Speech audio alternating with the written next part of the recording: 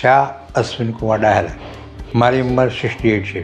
Shivam apartment, પીડી પુંડ્યા college road, પછી વૃંદાવનની સામે સ્મૃતિ મંદિરની પાછળ. તકલીફો તો ચાલવામાં તો એ જે પડી ગયો ને તો તેને 108 મંગાવીને અમે એલજી જતા રહેતા.